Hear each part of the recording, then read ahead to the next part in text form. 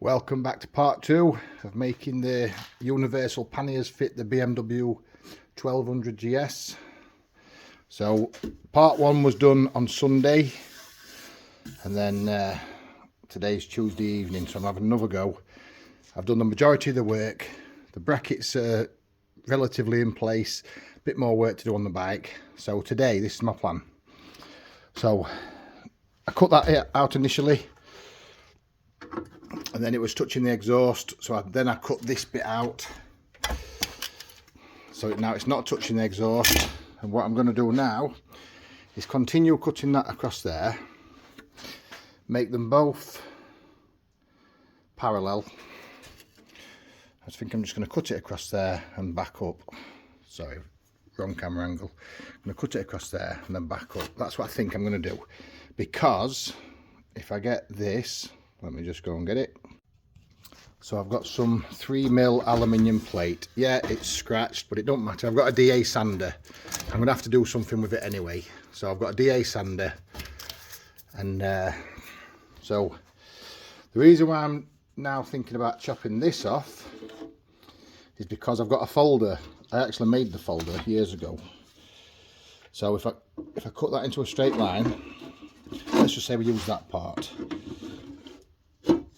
I'm crap at doing this with the phone and the thing. Anyway, so if I cut that to the right size, make a bend, make a 90 degrees bend there, so I can reduce the amount of welding.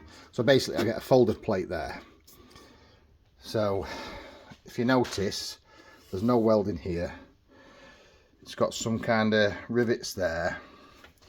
Look, it's all riveted and silicone sealed. So I think what I'm going to end up doing is making this plate, cutting it to size.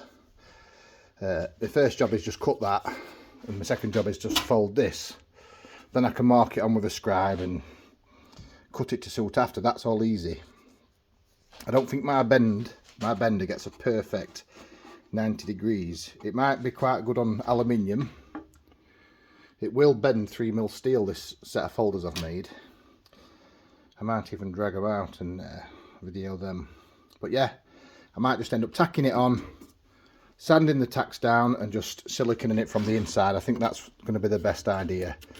And the reason why I say that is because the aluminium heat spreads so much. We've still got these rubber trims, we've still got the rubber corners, the plastic corners, and the aluminium heat spreads that much that it'll just ruin everything. So I think I'm just going to have to do a spot tack, maybe even cool it with water. Spot tack, cool it with water. The aluminium won't crack. I've got two types of aluminium welding rods, so I'll show you them. I'll use the soft ones. They're not going to crack. The hard aluminium rods are for like motorbike casings, engine casings, alloy wheels, but the soft rods will do for this. Change of plan. I've marked it out. I'm going to cut down, and then I realised this is where the clasp goes, what locks it to the pannier bracket. So I'm going to have to leave it on that corner. That's the shape what we're going to use. I've cut this out, so I'm going to fold it first, and then I've got a bit more to cut out. I've bent my aluminium. It's not 100% 90 degrees. It's close, but that's why I've got the leather hammer. I'll just bend it a little bit more. Like I say, it's got to be DA'd. Looks a mess now, but it won't. So yeah, that I've got to chop out for this, because that's going to be on an angle now because of the clasp. So I'll measure it up to there, from the edge of there to there, and then I'll cut down, and then yeah, let's go. Right, so I've cut, folded, put it in place, but I dropped a bollock, which in the Queen's English has made a mistake. So this line here, I should have run it through there, but I didn't because I made a mistake. But my point of my plate was here, so I ran it to the corner when I shouldn't have. Should have ran it to there. But anyway, you're not going to see any of this. It's nearly there. There's a little bit overhanging here, and I've got to tidy it all up before I weld it. But yeah, a bit of cleaning up now, and it's ready to weld. So the next time you see this video, that'll be tacked on. So a quick change of plan. I had to clean them up. I had to get the DA on them, DA sander, because look, everything's like this, scratched, blue. You know, if the sheet were new, it'd be immaculate, but it's not. It's been kicking around for a long time. So I had to peel all that off, take all the burrs and the scratches off, and this is where we stand. I've used 2 hands to put it on properly, but it's not far off as it is there. Like I said, I'll have to use 2 hands. This is the other bit, because I had to clean the back, because I wouldn't be able to clean them. I wouldn't be able to clean them once it's welded. Time to weld. And there you go. It's not my finest aluminium welding, but it's welded, and about 90% of it you can't see anyway.